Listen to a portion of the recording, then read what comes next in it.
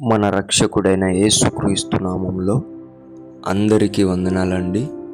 ఈరోజు దేవుని మాటలు అపోస్తులుడైన పౌలు ఫిలోమోనుకు వ్రాసిన పత్రికలో నుంచి 1వ అధ్యాయము 20వ వచనములో చూడండి. అవును సహోదరుడా, ప్రభువునందు నీ వలన నాకు ఆనందము కలుగనిమ్ము. క్రీస్తునందు నా హృదయమునకు విశ్రాంతి కలుగజేయుము. దేవుని బిడ్డలారా,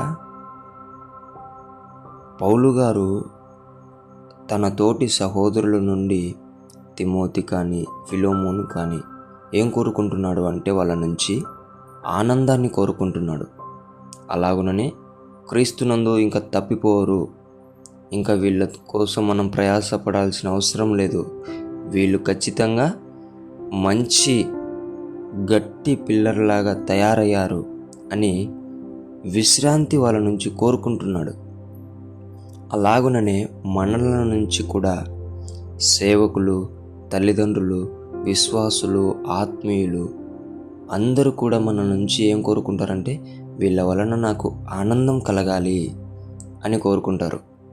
వీరి వలన నాకు విశ్రాంతి కలగాలి అని కోరుకుంటూ ఉంటారు. ఆ ఆనందాన్ని నీవు ఇస్తున్నావా? ఒకసారి పరిశీలన చేసుకో.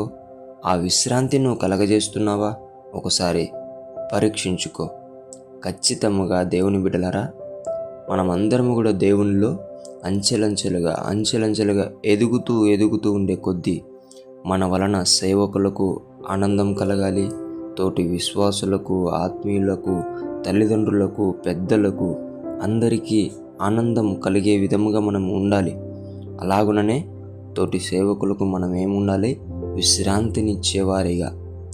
ఇంకా నీ గురించి ఏ దిగులు పెట్టుకోవద్దు. వాళ్ళు తప్పిపోతారే, లేదంటే వీళ్ళకి ఏదన్నా చెప్తేనే వింటారే అనే బాధ కానీ దిగులు కానీ ఏది కూడా పెట్టుకోకుండా వాళ్ళు విశ్రాంతి పొందుకొని నీ మీద ఇంకా భారమంతా వేసే విధముగా వాళ్ళందరూ కూడా ఇష్టపడాలి.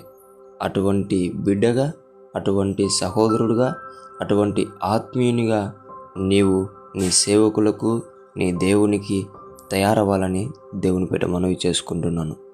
దేవుడి మాటలను దీవించునుగాక. ప్రార్థించుకుందాం. యేసయ్యా, నీకు వందనాలు, స్తోత్రాలు. ప్రభువా, నీవు మా నుంచి ఆనందాన్ని కోరుకుంటున్నావేమో, మా సేవకులు ఆనందాన్ని కోరుకుంటున్నారేమో. నాయనా, మా వలన ఆనందం కలిగేలా జీవించుటకు మాకు జ్ఞానమును, శక్తిని, వివేచనను మాకు దయచేయండి అయ్యా.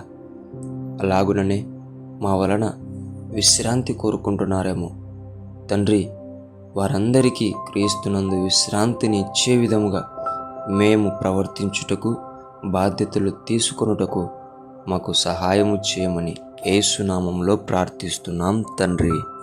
ఆమేన్.